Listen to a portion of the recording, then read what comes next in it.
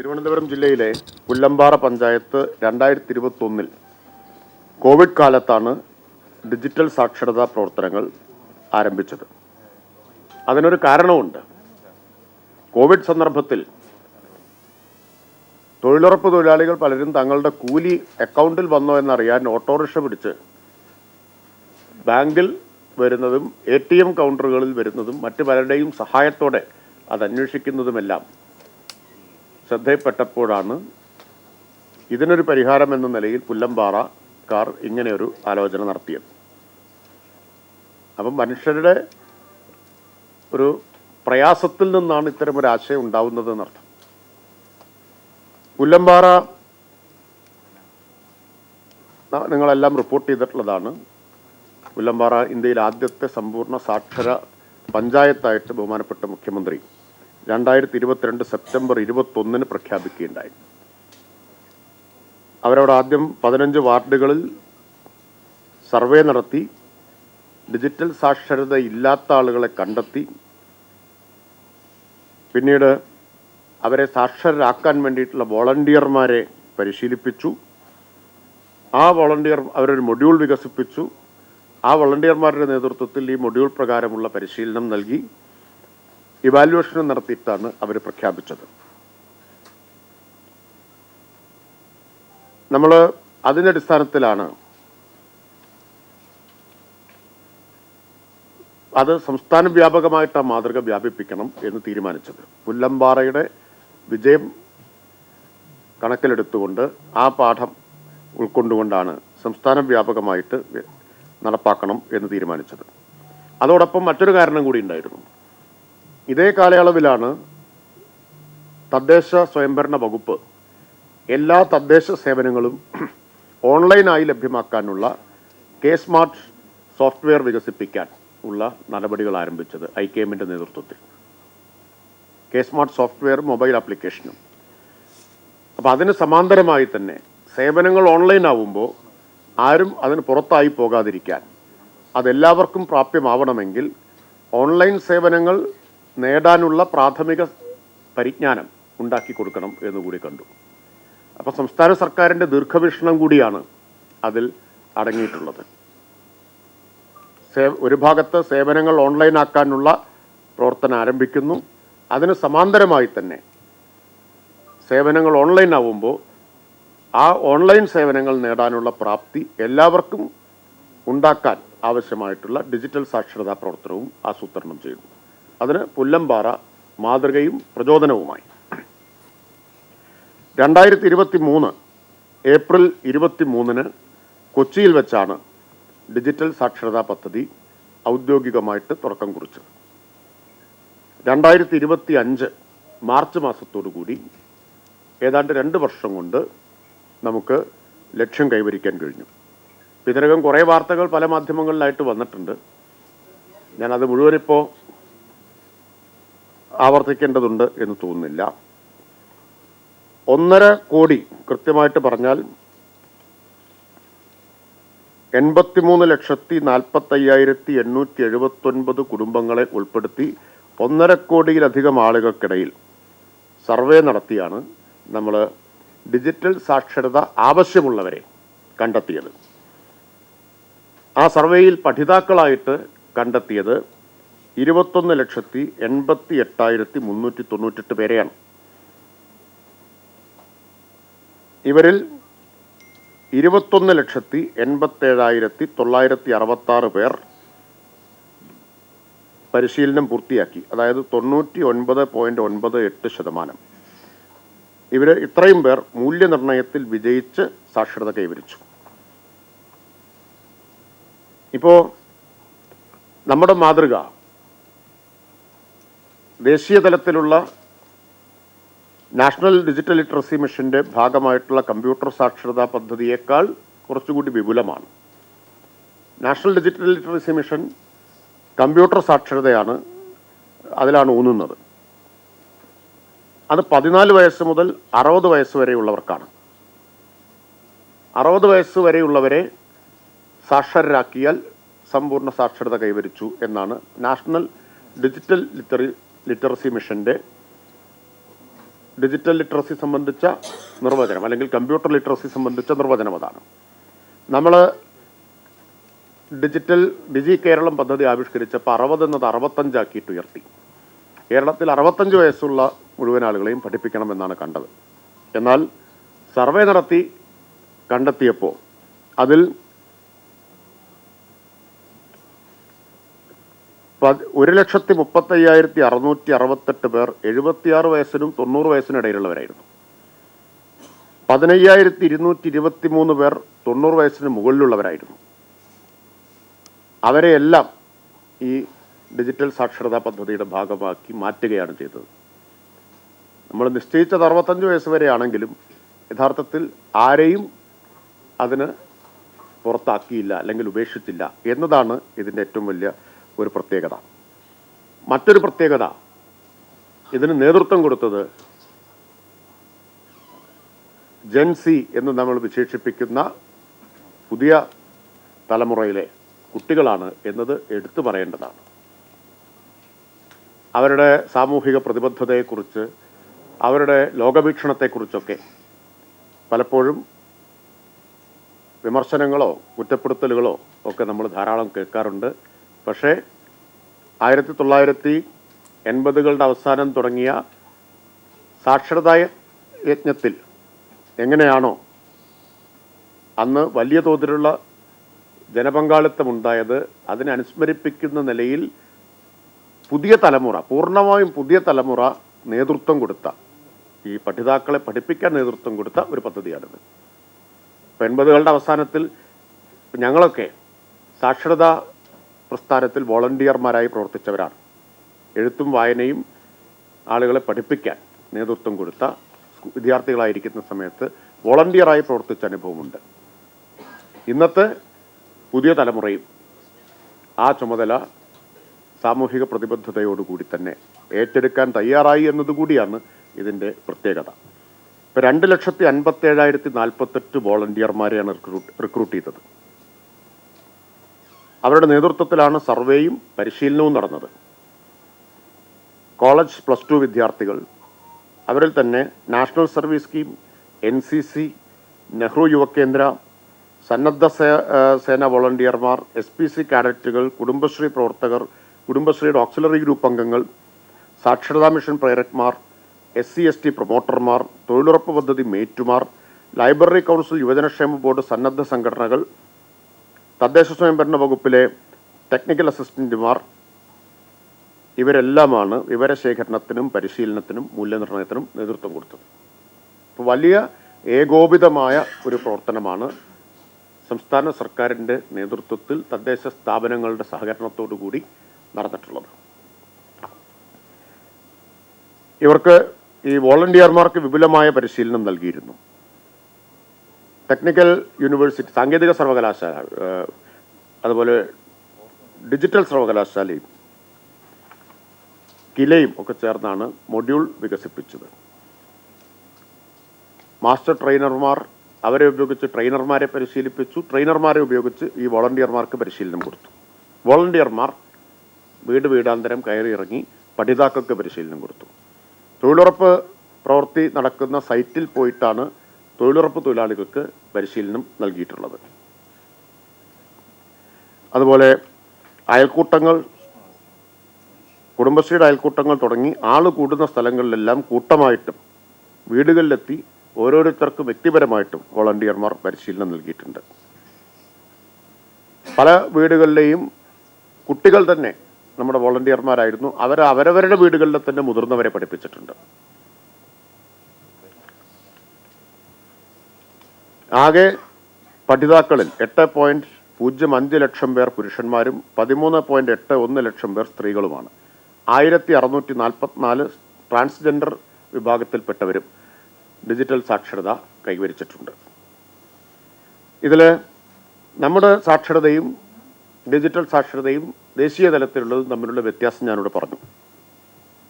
14 വയസ്സ് മുതൽ 60 വയസ്സ് വരെയാണ് അവിടെ. നമ്മൾ 65 കണക്കാക്കി, പക്ഷേ എല്ലാ ഏജ് ഗ്രൂപ്പിൽപ്പെട്ടവരെയും പഠിപ്പിച്ചു.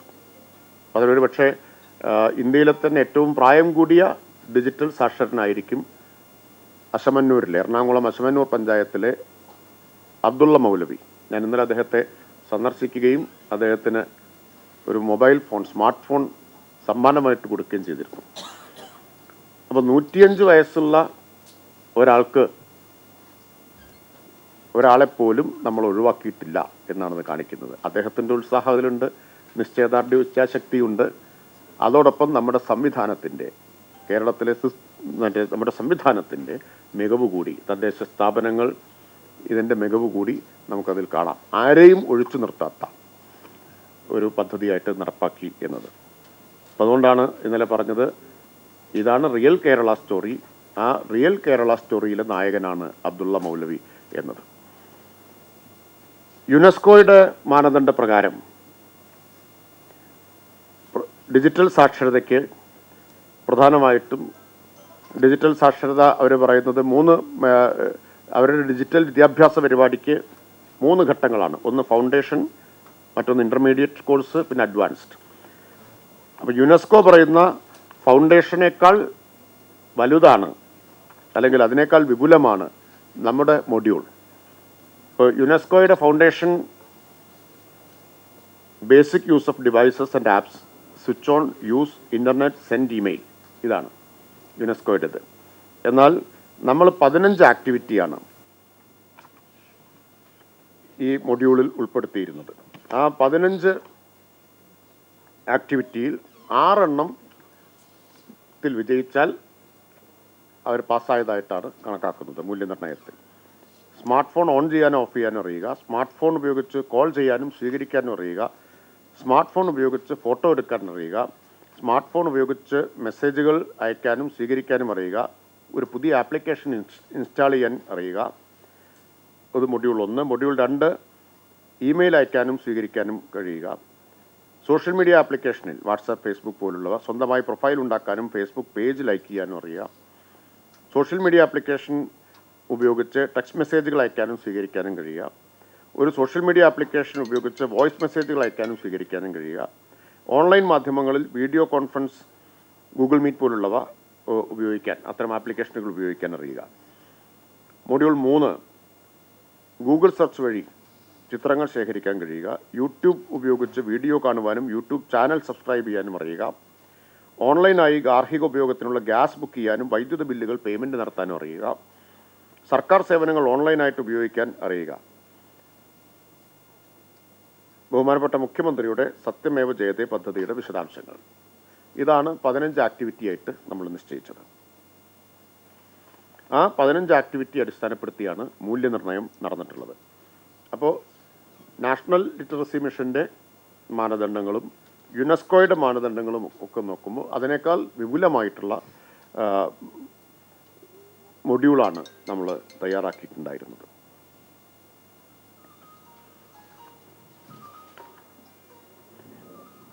ഇതിൽ മൂല്യനിർണ്ണയം വളരെ പഴുതടച്ച നിലയിലാണ് നടത്തിയിട്ടുള്ളത്. മൂല്യനിർണ്ണയത്തിൽ ആദ്യഘട്ട മൂല്യനിർണ്ണയത്തിൽ പരാജയപ്പെട്ടവർക്ക് വീണ്ടും പരിശീലനം നൽകി തുടർ മൂല്യനിർണ്ണയം നടത്തി. ഓരോ ഘട്ടത്തിലും വ്യത്യസ്തരായ വോളണ്ടിയർമാരെ ചുമതലപ്പെടുത്തിയാണ് ഇത് ചെയ്തത്. ആദ്യഘട്ടത്തിൽ പരാജയപ്പെട്ടവർക്ക് അവരെ ആദ്യം പരിശീലിപ്പിച്ചവരാരാണോ അവർ തന്നെയല്ല പരിശീലിപ്പിച്ചത്, വേറെ വോളണ്ടിയർമാരെയാണ് അതിന് നിയോഗിച്ചത്. സ്മാർട്ട് ഫോൺ സ്വന്തമായിട്ടില്ലാത്തവർക്കും ഡിജിറ്റൽ സാക്ഷരത നമുക്ക് ഉറപ്പാക്കാൻ കഴിഞ്ഞിട്ടുണ്ട്. വോളണ്ടിയർമാരുടെ ഫോൺ ഉപയോഗിച്ചാണ് അവരുടെ പരിശീലനം നടത്തിയിട്ടുള്ളത്. ഈ പദ്ധതിയുടെ സുതാര്യത ഉറപ്പാക്കാൻ ജില്ലാതലത്തിൽ 5% പഠിതാക്കളെ സൂപ്പർ ചെക്ക് ചെയ്യുന്ന പ്രക്രിയ LSGD ജില്ലാ ജോയിന്റ് ഡയറക്ടറുടെ നേതൃത്വത്തിൽ പൂർത്തിയാക്കി. സംസ്ഥാന തലത്തിൽ 1% പഠിതാക്കളെ പ്രിൻസിപ്പൽ ഡയറക്ടറേറ്റ് സൂപ്പർ ചെക്ക് നടത്തി. ഡിജിറ്റൽ കേരളം പദ്ധതിയുടെ third party evaluation economic and statistics department മുഖേനയാണ് നടത്തിയത്. 2% പഠിതാക്കളെയാണ് അവർ സൂപ്പർ ചെക്കിന് വിധേയരാക്കിയത്. ഇതിനായിട്ടൊരു വെബ് പോർട്ടലും മൊബൈൽ ആപ്ലിക്കേഷനും സജ്ജീകരിച്ചിരുന്നു. ഇതിനെല്ലാം ശേഷം ജില്ലാ കളക്ടർമാർ പരിശോധിച്ച് സാക്ഷ്യപ്പെടുത്തിയാണ് പ്രക്രിയ പൂർത്തിയാക്കിയത്. പൂർണ്ണമായും ഓൺലൈനിലുള്ള മൂല്യനിർണ്ണയവും തുടർന്ന് 4 ഘട്ടത്തിലുള്ള സൂപ്പർ ചെക്ക് പ്രക്രിയയും പൂർത്തിയാക്കിയിട്ടാണ് നമ്മൾ ഈ പ്രഖ്യാപനം ഇപ്പോൾ നടത്തുന്നത്. ഇപ്പോൾ ഓൺലൈനിൽ ആണ് മൂല്യനിർണ്ണയം നമ്മൾ നടത്തിയിട്ടുള്ളത്. 4 ഘട്ടങ്ങളിൽ സൂപ്പർ ചെക്ക് പ്രക്രിയയും നടത്തിയിട്ടുണ്ട്. ഇതെല്ലാം പൂർത്തിയാക്കിയിട്ടാണ് ഈ പ്രഖ്യാപനം. ഇടമലക്കുടിയിലെ പ്രവർത്തനം പ്രത്യേകം എടുത്തു പറയേണ്ടതാണ്. 13 വാർഡുകളിലായി 26 കുടികളുള്ള പൂർണ്ണമായും സംരക്ഷിത വനമേഖലയിൽ സ്ഥിതി ചെയ്യുന്ന ഇടുക്കി ജില്ലയിലെ ഇടമലക്കുടി ഗ്രാമപഞ്ചായത്തിൽ ഒരു കുടിയിൽ നിന്ന് മറ്റൊരു കുടിയിലേക്ക് എത്തിച്ചേരാൻ 2 കിലോമീറ്റർ മുതൽ 10 കിലോമീറ്റർ വരെ ദൂരമുണ്ട്. പല കുടികളിലും വൈദ്യുതിയോ നെറ്റ്വർക്കോ ഇല്ല. ഇവിടെ ഈ പ്രവർത്തനം ഏറ്റെടുക്കാൻ സാക്ഷരതാ പ്രേരകന്മാരോ സജീവമായ കുടുംബശ്രീ സംവിധാനമോ ഉണ്ടായിരുന്നില്ല. എന്നാലും പഞ്ചായത്തിലെ ജീവനക്കാരുടെയും വോളണ്ടിയർമാരുടെയും നേതൃത്വത്തിൽ അവിടെയും സർവേയും പരിശീലനവും ഇവാലുവേഷനും പൂർത്തിയാക്കി. ഇടമലക്കുടിയിൽ എല്ലാ ഭാഗത്തും നെറ്റ്വർക്ക് ലഭ്യമല്ലാത്തതിനാൽ ഇൻ്റർനെറ്റ് ലഭിക്കുന്ന ചുരുക്കം ചില സ്ഥലങ്ങൾ കേന്ദ്രീകരിച്ചാണ് ക്ലാസുകൾ നടത്തിയത്. ഇതിനായി ദേശീയ ഗ്രാമീണ തൊഴിലുറപ്പ് പദ്ധതിയുടെ മേറ്റുമാരെ ഉപയോഗപ്പെടുത്തി. നെറ്റ്വർക്ക് തീരെ ലഭ്യമല്ലാതിരുന്ന കുടികളിൽ ഓഫ്ലൈനായും കുടിനിവാസികൾക്ക് മനസ്സിലാവുന്ന ഭാഷയിലുള്ള വീഡിയോകൾ കാണിച്ചുമാണ് ഡിജിറ്റൽ കേരളം പദ്ധതി നടപ്പാക്കിയത്. പദ്ധതി പഞ്ചായത്തിൽ പൂർത്തിയാകുന്നതിന് കാലതാമസമുണ്ടായെങ്കിലും ആവശ്യമായ ജീവനക്കാരെ നിയോഗിച്ച് 1106 പഠിതാക്കളെയും കണ്ടെത്തി അവർക്ക് ഡിജിറ്റൽ സാക്ഷരത ഉറപ്പാക്കാൻ കഴിഞ്ഞു. 1106 പേരെയാണ് ഇടമലക്കുടിയിൽ സർവേയിലൂടെ ഡിജിറ്റൽ സാക്ഷരത ആവശ്യമുള്ളവരായി കണ്ടെത്തിയത്. ഇടമലക്കുടി മാത്രമല്ല, ഇടമറുടി, അട്ടപ്പാടി, പറമ്പിക്കുളം തുടങ്ങിയ ആദിവാസി മേഖലകളിലും മികച്ച വിജയമാണ് ഡിജി കേരളത്തിന് കൈവരിക്കാൻ കഴിഞ്ഞത്. ശാസ്ത്രീയമായിട്ടുള്ള പരിശീലനം, അതുപോലെ സാമൂഹിക പങ്കാളിത്തത്തിൽ ഊന്നിയുള്ള നിർവഹണം, ഇതിലൂടെയാണ് ഈ വിദൂരമായ ആദിവാസി മേഖലകളിലും നമുക്ക് വിജയം കൈവരിക്കാൻ കഴിഞ്ഞത്. ഭൂമിശാസ്ത്രപരമായിട്ടുള്ള ഒറ്റപ്പെടലും പരിമിതമായ അടിസ്ഥാന സൗകര്യങ്ങളും പോലുള്ള പ്രത്യേകമായ വെല്ലുവിളികൾ തിരിച്ചറിഞ്ഞുകൊണ്ട് പദ്ധതി തദ്ദേശീയമായ സാമൂഹിക ഘടനകളെയും പ്രാദേശിക ജനപ്രതിനിധികളെയും ഫലപ്രദമായി പ്രയോജനപ്പെടുത്തിക്കൊണ്ടാണ് നടപ്പാക്കിയത്. ഇപ്പോൾ പദ്ധതിയുടെ പ്രാധാന്യം ജനങ്ങളെ ബോധ്യപ്പെടുത്താൻ കഴിഞ്ഞു എന്നതാണ് ഇത് കാണിക്കുന്നത്. അതാണ് ഈ വലിയ പങ്കാളിത്തം കാണിക്കുന്നത്. മാത്രമല്ല, ഡിജി കൂട്ടങ്ങൾ നമ്മൾ ഇത്തരം മേഖലകളിലൊക്കെ രൂപീകരിക്കുകയുണ്ടായി. ഇപ്പോൾ സാമൂഹിക പഠന കേന്ദ്രങ്ങളിലെ സൗകര്യങ്ങൾ ഉപയോഗിച്ചു. ലൈബ്രറികളൊക്കെ പോലുള്ള സ്ഥലങ്ങളിലെ സൗകര്യങ്ങൾ ഉപയോഗിച്ചിട്ടുണ്ട്.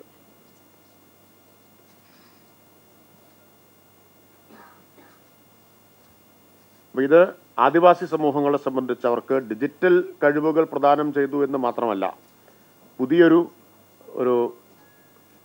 ശാക്തീകരിക്കപ്പെട്ട ബോധം സൃഷ്ടിക്കാനും നമുക്ക് കഴിഞ്ഞിട്ടുണ്ട്. ഒരു എംപവർമെൻറ്റ് കൂടി ഇതിൻ്റെ ഭാഗമായിട്ട് ആ മേഖലകളിൽ നടക്കുകയുണ്ടായി. ഇപ്പോൾ കേരളത്തിലെ ഒരാളുടെയും സാമൂഹിക സാമ്പത്തിക പശ്ചാത്തലം പരിഗണിക്കാതെ എല്ലാവരെയും ഉൾക്കൊള്ളുന്ന ഒരു ഡിജിറ്റൽ മുന്നേറ്റമായി ഇതിനെ മാറ്റാൻ നമുക്ക് കഴിഞ്ഞിട്ടുണ്ട്.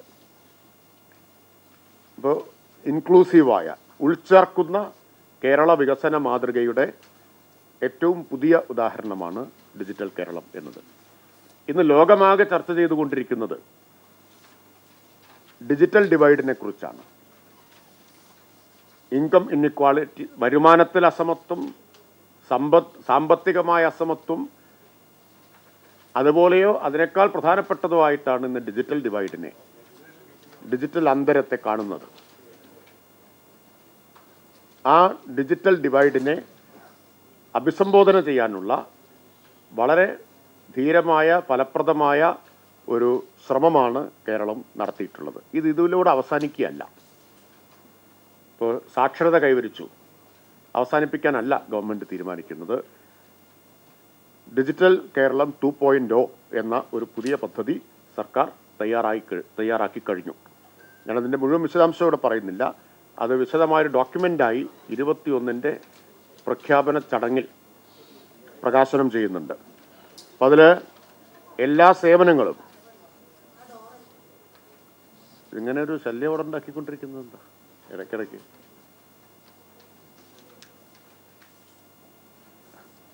എല്ലാ തദ്ദേശ വകുപ്പിൻ്റെ സേവനങ്ങളും സർക്കാർ സേവനങ്ങളും എല്ലാവർക്കും ലഭ്യമാക്കാനുള്ള പ്രവർത്തനം ഇതിൻ്റെ ഭാഗമായിട്ടുണ്ടാവും. അതുപോലെ എല്ലാ രേഖകളുടെയും ഡിജിറ്റൈസേഷൻ DG കേരളം 2.0യുടെ ഭാഗമായിട്ട് ഉദ്ദേശിക്കുന്നുണ്ട്. അതുപോലെ സൈബർ ക്രൈമിനെതിരായിട്ടുള്ള ബോധവൽക്കരണം അതിൻ്റെ ഭാഗമായിട്ട് ഉദ്ദേശിക്കുന്നുണ്ട്. വ്യാജ വാർത്തകളെ പ്രതിരോധിക്കാനുള്ള കഴിവ് ആളുകൾക്ക് ഉണ്ടാക്കി കൊടുക്കുക എന്നതും DG 2.0യുടെ ഭാഗമായിട്ട് നൽകാനാണ് ഉദ്ദേശിക്കുന്നത്. അപ്പോൾ വിപുലമായ അടുത്ത ഘട്ടത്തിലേക്ക് കൂടി കടക്കുകയാണ്. ഇതിലൂടെ ഇപ്പോൾ ഡിജിറ്റൽ സാക്ഷരതയാണ് എങ്കിൽ ഒരു ഉത്തരവാദിത്വത്തോടെയുള്ള ഡിജിറ്റൽ സിറ്റിസൺഷിപ്പ് എന്ന ഒരു ഘട്ടത്തിലേക്കാണ് കേരളത്തെ നയിക്കാൻ ഗവൺമെൻറ് ഉദ്ദേശിക്കുന്നത്. ഇത്രയാണ് പറയാനുള്ളത്.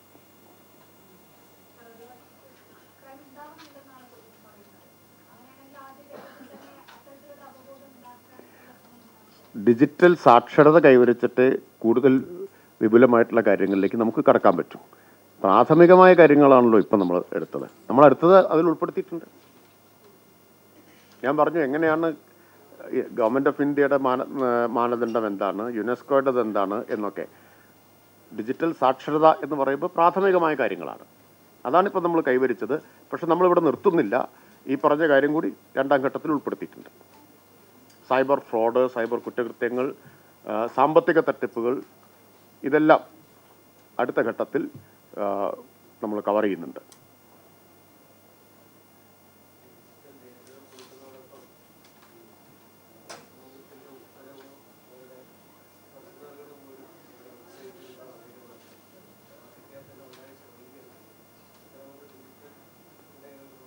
തീർച്ചയായും ആ കുറവുകൾ പരിഹരിക്കും. അതുകൂടി മെച്ചപ്പെടുത്താൻ തദ്ദേശ വകുപ്പിന് ഉത്തരവാദിത്തം ഉണ്ടാവുമല്ലോ. ഇപ്പോൾ ആളുകൾ ഡിജിറ്റൽ സാക്ഷരത കൈവരിക്കുമ്പോൾ പിന്നെ ഇത്തരം കാര്യങ്ങൾ അങ്ങനെ കൂടി ലഭ്യമാക്കാനുള്ള ഉത്തരവാദിത്തം തദ്ദേശ വകുപ്പിന് ഉണ്ടാവുമല്ലോ.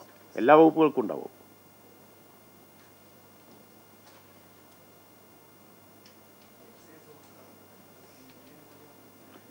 ഏത് പത്രസമ്മേളനമാണെങ്കിലും ഈ ഒരൊറ്റ കാര്യത്തിലേ താല്പര്യമുള്ളൂ എന്ന് പറഞ്ഞാൽ കുറച്ച് നിർഭാഗ്യകരമാണത്. നമ്മളൊരു വലിയ നേട്ടം കൈവരിച്ചതിനെക്കുറിച്ച് ഇത്രയേറെ പറഞ്ഞിട്ട് നേരെ വീര്യത്തെക്കുറിച്ച് ചോദിക്കുക എന്ന് പറഞ്ഞാൽ കുറച്ചൊരു ക്ഷമ കഴിഞ്ഞ് കുറച്ചുകൂടി കഴിഞ്ഞിട്ട് നമുക്ക് നോക്കൂ, ഇതിനെപ്പറ്റി ആരെങ്കിലുമൊക്കെ ചോദിക്കാനുണ്ടാവും. അതൊന്ന് ചോദിച്ചോട്ടെ. എല്ലാത്തിനും വീര്യം കലക്കുന്നത് എന്തിനാ? ശരി,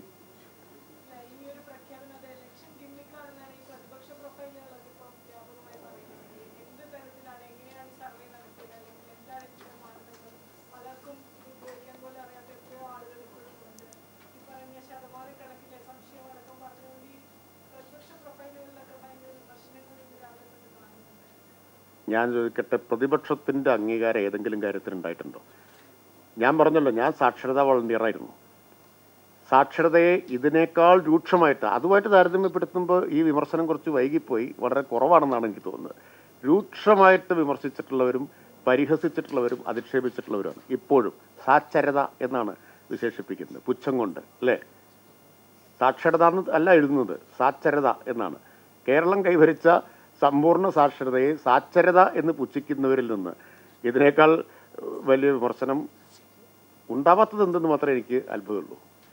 നോക്കൂ, നല്ല ഒരു കാര്യവും കേരളം കൈവരിച്ചാൽ ഇപ്പോൾ ഇത് ദേശീയ തലത്തിൽ തന്നെ ഇതിനകം വലിയ ചർച്ചയായി കഴിഞ്ഞു. ദേശീയ മാധ്യമങ്ങളൊക്കെ കാര്യമായി റിപ്പോർട്ട് ചെയ്ത് കഴിഞ്ഞൊരു കാര്യമാണ്. തീർച്ചയായിട്ടും സഹിക്കാൻ കുറച്ച് പ്രയാസം കാണും ചിലർക്ക്. എല്ലാവർക്കും അങ്ങനെ ഉണ്ടാവേണ്ടതില്ല. കാരണം ഇതിൽ തദ്ദേശ ഭരണ സ്ഥാപനങ്ങൾ ഇതിൽ പങ്കാളികളാണ്. അതിൽ LDF ഭരിക്കുന്നതും UDF ഭരിക്കുന്നതുമുണ്ട്. അല്പം വിവേകമുണ്ടെങ്കിൽ, ഇങ്ങനെ പറഞ്ഞിട്ടുണ്ടെങ്കിൽ, എനിക്കറിയില്ല പ്രതിപക്ഷം, എൻ്റെ ശ്രദ്ധയിൽ വന്നിട്ടില്ല. നിങ്ങൾ പറയുന്നത് വിശ്വാസത്തിലെടുത്ത് പറയാണ് കേട്ടോ. അങ്ങനെ പറഞ്ഞിട്ടുണ്ടെങ്കിൽ അത് അങ്ങേയറ്റത്ത് ഔചിത്യമില്ലായ്മയും വിവേകമില്ലായ്മയാണ്. അവരെന്താ പറയേണ്ടത്? ഞങ്ങളുടെ തദ്ദേശ സ്ഥാപനങ്ങൾ കൂടി ചേർന്നാണ് ഇത് നടത്തിയതെന്നല്ലേ പറയേണ്ടത്. അപ്പോൾ അവർ നടത്തിയ പ്രവർത്തനത്തെ തന്നെ തള്ളിപ്പറയാണോ ഇപ്പോൾ? ആരങ്ങനെ പറഞ്ഞതെന്ന് എനിക്കറിയില്ല. ഉത്തരവാദപ്പെട്ട ഒരു പ്രതിപക്ഷ നേതാവും പറഞ്ഞതായിട്ട് അറിയുന്നില്ല.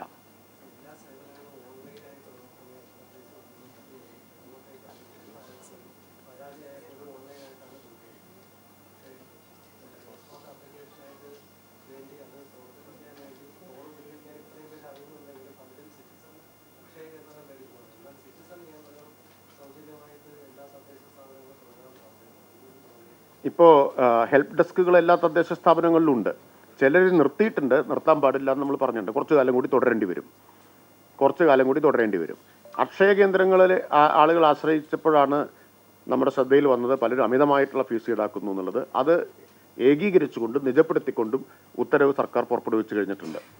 അതിനെതിരെ അക്ഷയ കേന്ദ്രക്കാരുടെ പ്രസ്താവനയും കണ്ടു, ഇത് അംഗീകരിക്കില്ല എന്നൊക്കെ പറഞ്ഞ്. അതൊന്നും സർക്കാർ വകവെച്ചു കൊടുക്കില്ല. ഇതിൻ്റെ പേരിൽ കൊള്ള നടത്താൻ ആരെയും അനുവദിക്കില്ല. അപ്പോൾ ഹെൽപ്പ് ഡെസ്കുകൾ തുടരണമെന്ന് നിർദ്ദേശിച്ചിട്ടുണ്ട്. അടുത്ത ഘട്ടത്തിൽ വരുന്നുണ്ട്.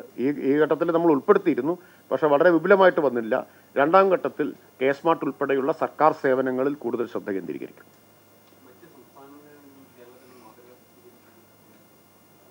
സ്വീകരിക്കുന്നതാണ് വിചാരിക്കുന്നത്. അതിൽ സന്തോഷമുള്ളൂ. ഒരുപാട് കേരള മാതൃകകൾ മറ്റു പലരും സ്വീകരിച്ചിട്ടുണ്ടല്ലോ. ഇപ്പോൾ ശുചിത്വത്തിൻ്റെ കാര്യത്തിൽ നമ്മുടെ മാലിന്യമുക്ത നവകേരളം ക്യാമ്പയിൻ തമിഴ്നാട് മാലിന്യമുക്തം തമിഴ്നാട് എന്ന പേരിൽ നടപ്പാക്കി. അല്ലെങ്കിൽ അവർ ആ മാതൃക സ്വീകരിച്ചിട്ടുണ്ട്. നമ്മുടെ ക്ലീൻ കേരള കമ്പനിയെ പോലെ തമിഴ്നാട് ഈ മാർച്ചിലാണ് അത് ആരംഭിച്ചത്. മാലിന്യമുക്ത തമിഴ്നാട് ക്ലീൻ കേരള കമ്പനിയെ പോലെ അവരവിടെ ക്ലീൻ തമിഴ്നാടു കമ്പനി രൂപീകരിച്ച് പ്രവർത്തനം നടത്തുന്നുണ്ട്. ഹരിതകർമ്മസേന ആ മാതൃക പലരും ഇപ്പോൾ പിൻപറ്റാൻ ശ്രമിക്കുന്നുണ്ട്. അപ്പം അതിൽ നല്ല മാതൃക അപ്പുറത്തുണ്ടെങ്കിൽ നമ്മളും സ്വീകരിക്കാൻ തയ്യാറാണ്. അതിലും വിരോധമൊന്നുമില്ല. അങ്ങനെയല്ലേ നമ്മൾ മുന്നോട്ട് പോകേണ്ടത്. അപ്പുറത്തുനിന്നുള്ള നല്ല മാതൃക നമ്മൾ സ്വീകരിക്കും, നമ്മുടെ നല്ല മാതൃക അവർക്കും സ്വീകരിക്കാം.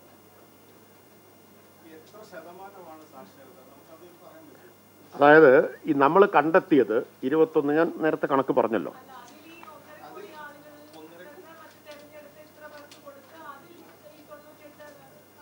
അതെ അതെ അതെ അതെ തെരഞ്ഞെടുത്തത് ഡിജിറ്റൽ സാക്ഷരത ആവശ്യമുള്ളവരെയാണ്.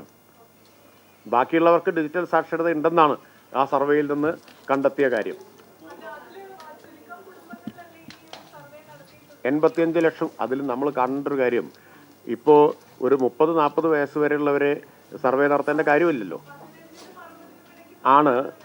അല്ലെങ്കിൽ അവരിലധികം പേരുണ്ടാവില്ലല്ലോ. ഞാൻ പറഞ്ഞത്